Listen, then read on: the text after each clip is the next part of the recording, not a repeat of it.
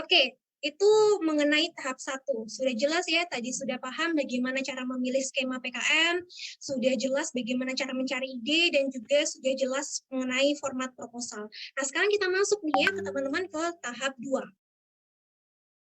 Presentasi program atau pelaksanaan program dan juga tentang PKP 2. Yang harus kita tekankan di tahap 2 ini adalah yang pertama harus bisa melaksanakan program sebaik mungkin. Yang kedua adalah kita harus mampu menghasilkan luaran sebagus mungkin. Yang ketiga adalah kita harus mempersiapkan PKP 2 semaksimal mungkin. Itu yang 3 hal yang harus kita pegang kalau kita ingin lolos ke PIMNAS. Ya. Sekarang yang pertama, pelaksanaan program. Salah satu contoh tentang pembuatan bioscrubber dari bacterial cellulose. Jadi ada beberapa tahapan yang saya lakukan karena saya adalah PKM riset eksakta. Jadi ini adalah metode-metode penelitian yang saya terapkan gitu. Nah, kadangkala teman-teman ya,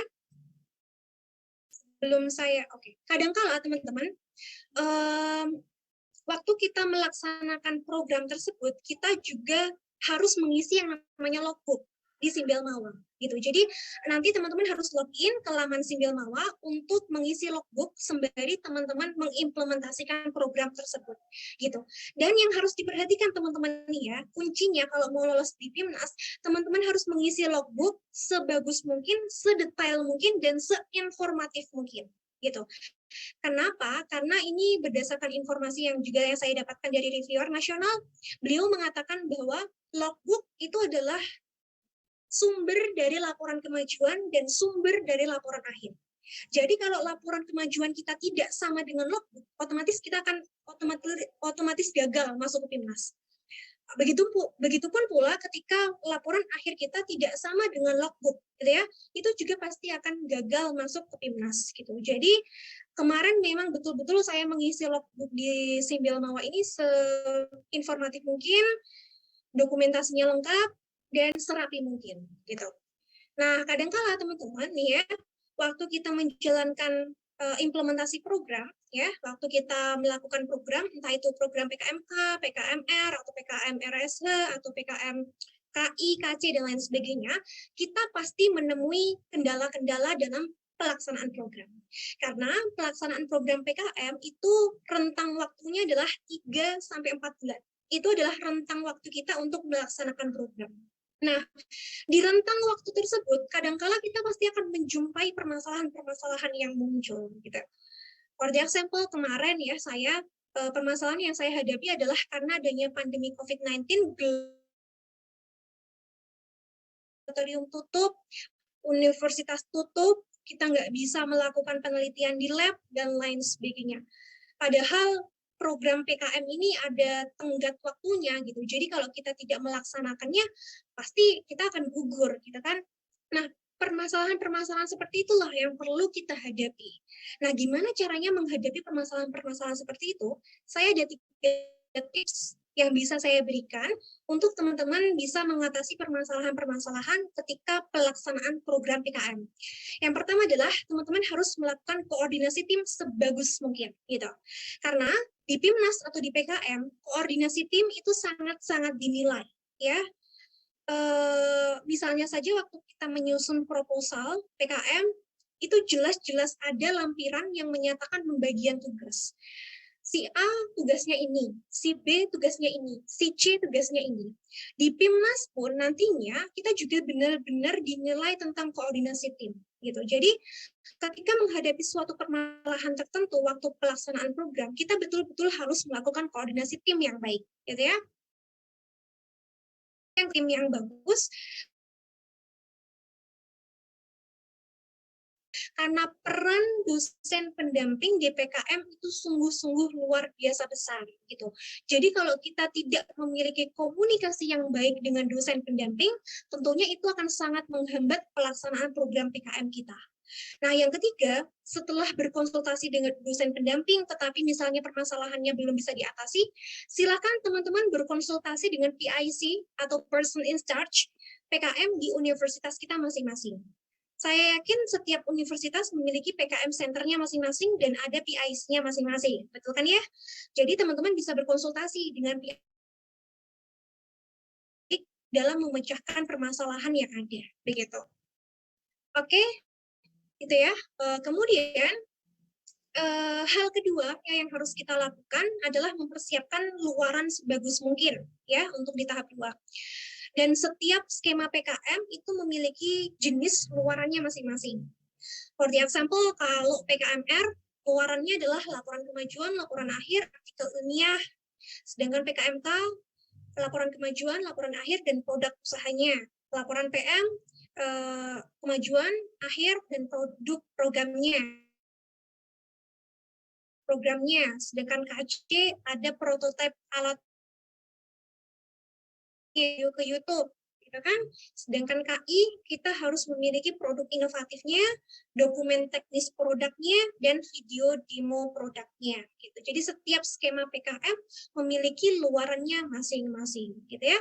Dan yang harus kita persiapkan kalau kita ingin masuk ke PIMNAS, ya jelas mempersiapkan dan menyusun luaran tersebut sebagus mungkin. Nah, gimana Kak caranya supaya kita bisa menghasilkan luaran sebagus mungkin dan sebaik mungkin? Ada 3 hal yang bisa saya berikan untuk teman-teman.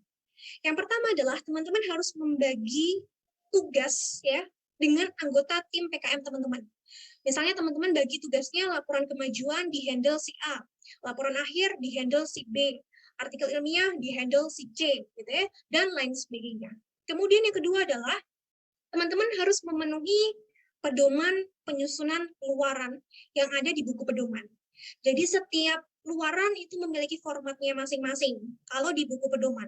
Jadi laporan kemajuan ada formatnya, laporan akhir ada formatnya, artikel ilmiah pun ada formatnya, dan lain sebagainya. Jadi silahkan patuhi pedoman yang ada di PKM. Gitu. Kemudian yang ketiga adalah berikan luaran lebih dari yang diminta. Misalnya teman-teman bisa menambahkan dengan draft paten sederhana, publikasi proceeding atau jurnal, publikasi populer, dan lain sebagainya. Gitu. Karena ini sedikit banyak akan membantu kita untuk bersaing dengan proposal-proposal yang lainnya. Misalnya waktu kemarin di PKM tahun 2021 kemarin, saya adalah skema PKM riset eksakta. Dan di skema PKM riset eksakta hanya ada 3 luaran yang diwajibkan, yaitu luaran kemajuan, laporan kemajuan, laporan akhir, dan artikel ilmiah. Tetapi saya ingin memberikan lebih daripada luaran yang diminta, yaitu saya menambahkan dengan draft paten sederhana yang sudah ada nomor permohonannya. Kemudian saya juga melakukan publikasi ilmiah di 2 konferensi yang berbeda. Satunya adalah review paper, dan yang satunya adalah research paper. Gitu. Jadi ada 3 luaran tambahan. Kemudian yang terakhir adalah publikasi populer. Jadi saya bekerja sama dengan Jatmos, dengan web-web tertentu untuk bisa mempublikasikan hasil PKM saya. Nah, karena saya memberikan luaran yang lebih seperti ini, ya, baik itu draft paten sederhana, kemudian publikasi proceeding, kemudian publikasi populer, mungkin itu bisa menjadi daya tarik ya untuk tim saya untuk mendapatkan poin lebih dari para reviewer gitu. Itu ya teman-teman. Nah, yang ketiga yang harus dipersiapkan untuk tahap 2 adalah PKP 2 atau penilaian kemajuan pelaksanaan PKM. Nah, PKP 2 ini teman-teman, nanti teman-teman akan bertemu reviewer nasional gitu. Jadi di situ teman-teman harus mempresentasikan progres teman-teman sudah sejauh apa gitu. Jadi nanti teman-teman harus menyampaikan kepada para reviewer, oh PKM saya seperti ini, progresnya sudah sampai sini, kami sudah menghasilkan artikel ilmiah, sudah menghasilkan laporan kemajuan, and many others gitu.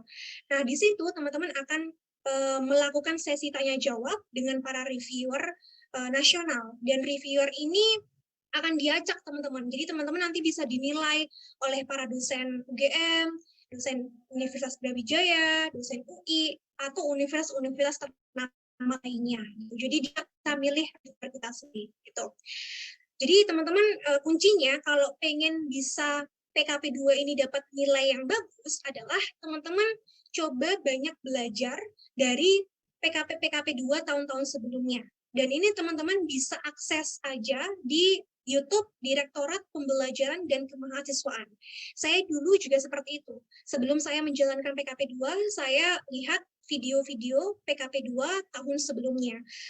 Bagaimana bentuk pertanyaan para reviewer, apa saja yang ditanyakan oleh para reviewer, kemudian bagaimana strategi presentasi PKP 2 yang bagus, itu semuanya saya pelajari melalui YouTube Direktorat Pembelajaran dan Kemahasiswaan. Jadi mungkin itu juga bisa dilakukan oleh teman-teman, gitu ya.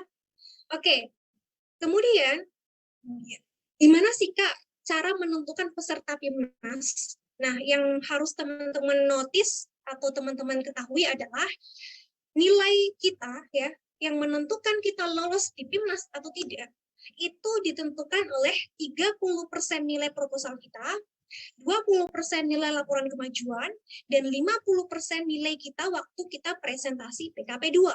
Gitu. Jadi, the point is, presentasi penilaian yang gede itu ada di PKP 2.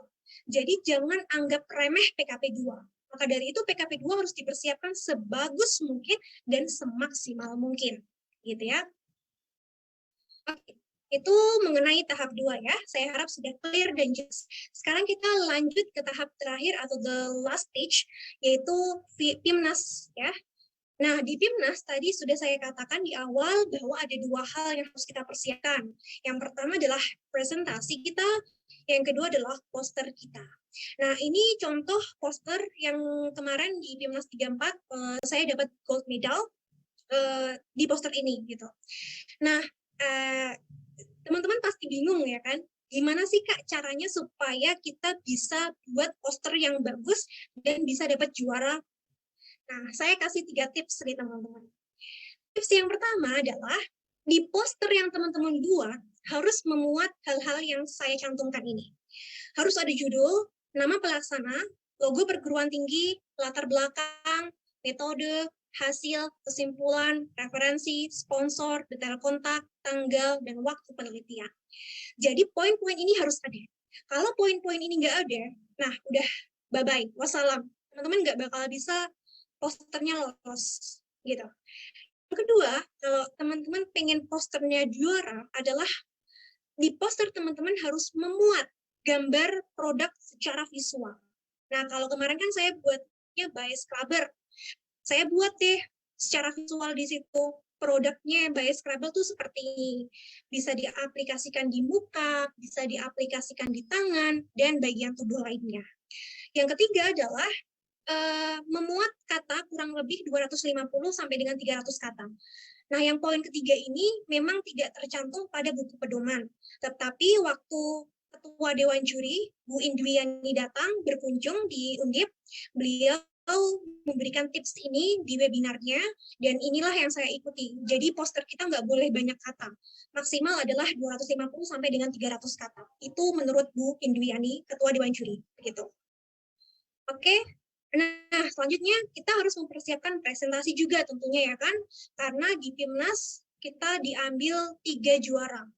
Juara presentasi, juara poster, dan juara favorit. Gitu. Juara favorit itu biasanya yang menurut tidak masuk ke 3 besar. Jadi biasanya yang menurut Dewan Juri bagus gitu, atau semangat gitu. Nah, untuk bisa menghasilkan presentasi yang bagus, gimana sih Kak caranya?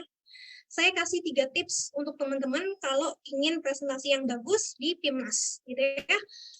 Yang pertama, teman-teman harus perhatikan intonasi, tempo, artikulasi, dan gaya bicara dalam presentasi, gitu. Jadi teman-teman harus sering dan banyak berlatih kalau mau presentasi di PIMNAS, gitu. Boleh teman-teman melakukan asistensi ke dosen, melakukan asistensi ke kakak tingkat yang berpengalaman, dan pihak-pihak yang berpengalaman lainnya supaya mereka bisa menilai presentasi kalian seperti apa gitu. Yang kedua adalah waktu teman-teman melakukan sesi presentasi ya, semua anggota tim wajib berperan aktif dalam sesi Q&A atau tanya jawab. Jadi misalnya teman-teman tim PKM-nya ada 5 orang gitu ya. ya udah berarti 5 orang ini harus aktif dalam sesi tanya jawab. Nggak mau tahu harus aktif gitu. Jadi jangan sampai ada anggota yang hanya diem-diem saja, hanya ngelamun saja gitu ya, hanya memperhatikan saja, jangan sampai. Karena itu akan mempengaruhi penilaian reviewer. Nah, yang ketiga, teman-teman tidak boleh ada jeda lebih dari 5 detik saat menjawab pertanyaan dari reviewer ya. Jadi langsung tektokan, reviewer selesai menjawab, kalian jawab. Reviewer selesai bertanya, kalian jawab. Reviewer selesai bertanya, kalian jawab. Jadi kayak gitu terus, tektokan langsung. Nggak boleh ada jeda lebih dari 5 detik gitu. Karena ini pernah kejadian teman-teman. Saya pernah dengar cerita dari PIMNAS tahun-tahun sebelumnya, prestasinya keren banget, betul-betul keren gitu ya, intonasinya keren banget, artikulasinya jelas banget, poinnya juga oke banget gitu, tapi nggak dapet juara presentasi. Kenapa? Ternyata dia delay waktu jawab pertanyaan dari juri. Jadi ada delay cukup lama, sekitar 10-15 detik baru dia menjawab pertanyaan dari dewan juri gitu. Dan ini yang membuat poin mereka berkurang banyak gitu ya. Jadi itu yang harus teman-teman perhatikan. Baik intonasi, tempo, artikulasi harus bagus, kemudian semua anggota harus aktif, dan yang terakhir adalah tidak boleh ada jeda. Ya. Dan teman-teman bisa belajar cara-cara presentasi yang bagus di PIMNAS itu dari YouTube. Saya kira banyak sekali contohnya tentang presentasi-presentasi PIMNAS gitu. Jadi tinggal search aja di Google, di YouTube gitu ya, untuk belajar lebih baik lagi. Oke, lalu gimana cara penentuan pemenang PIMNAS itu sendiri? Nah, kalau penentuan pemenang PIMNAS sebetulnya berdasarkan buku pedoman yang ada, itu adalah 15% nilai laporan akhir, 25% nilai artikel ilmiah, dan 60% nilai presentasi PIMNAS. Ini adalah cara menentukan pemenang presentasi ya. Untuk cara penentuan pemenang kategori poster itu berbeda lagi, karena kalau poster itu based on poster aja tanpa ada campur aduk yang lainnya gitu. Jadi ini adalah pure untuk kategori presentasi saja gitu. Dan yang harus kita notice di sini adalah the biggest proportion atau proporsi terbanyak itu adalah di presentasi, gitu kan? Jadi betul-betul presentasi itu harus dipersiapkan sebagus mungkin dan sebaik mungkin, latihan yang banyak minta saran dan pendapat dari dosen dan teman untuk lebih mengimprove cara presentasi kita, gitu.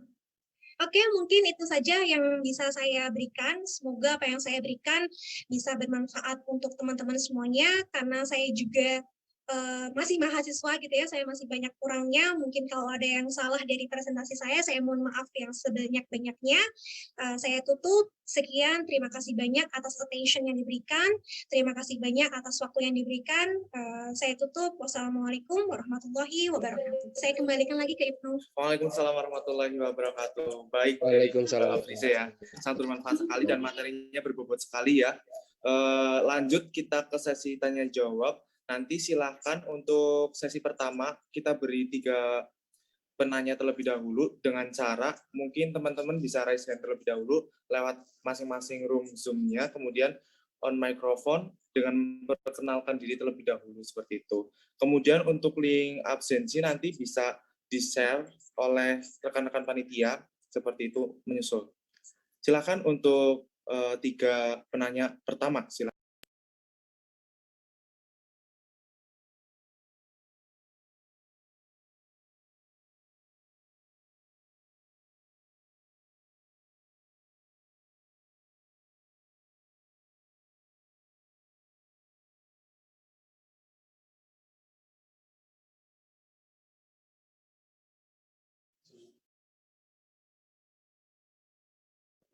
Baik, silakan yang sudah raise hand, Mbak. Assalamualaikum warahmatullahi wabarakatuh. Izinkan saya perkenalkan diri, saya Nura Aulia dari Fakultas Hukum. Saya mau bertanya kepada 2 pemateri. Ketika sasaran dari proposal kita itu adalah tujuannya untuk warga kampus gitu, tujuannya untuk mahasiswa sendiri, apakah itu bisa ajukan proposal tersebut. Itu saja, terima kasih. Wassalamualaikum warahmatullahi wabarakatuh.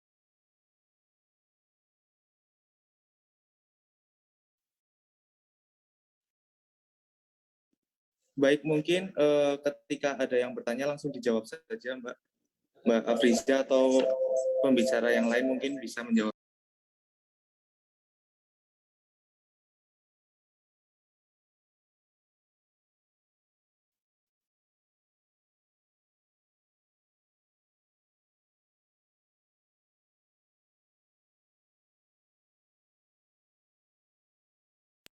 Monggo untuk Pak Profesor Dr. Heru untuk bisa menjawabnya.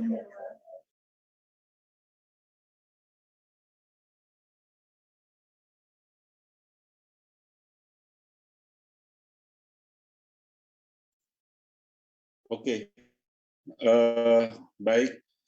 Wah, saya senang itu tadi Mbak Afrizah. Apa kabar Mbak Afrizah? Baik, Prof. Heru. Baik, Prof. Gimana, Prof, kabarnya, Oke, Prof? dulu di PKM apa dulu? Tahun 2021 PKM RE, Prof. Oh, PKM RE ya? Iya, Wah, iya. baik. Ya, jadi saya kira ini salah satu contoh ya, salah satu contoh apa namanya, harapan dari sebuah pembelajaran di kampus itu sebetulnya bukan hanya bicara pengetahuan, ya, bukan hanya bicara knowledge tadi, tapi Mbak Afrizah sudah menunjukkan kreativitas, antusias dia dalam dalam presentasi, ya. Ini sesuatu yang sangat yang jadi dunia pendidikan itu memang sudah saatnya sekarang membuat align dengan perkembangan atau perubahan atau revolusi industri 4 hari ini. Sehingga yang dibutuhkan adalah kapasitas tadi. Bagaimana kapasitas untuk belajar, bagaimana kapasitas untuk beradaptasi, bagaimana kemudian menghadapi situasi yang penuh ketidakpastian, ya. Nah, ini kreativitas yang tadi ditunjukkan menurut saya satu contoh ideal, ya. Saya senang sekali tadi melihat presentasi yang disampaikan oleh Mbak Afrizah, ya. Nah, kemudian terkait dengan pertanyaan, boleh nggak sih yang dijadikan objek atau subjek di kampus, ya? Ya, ini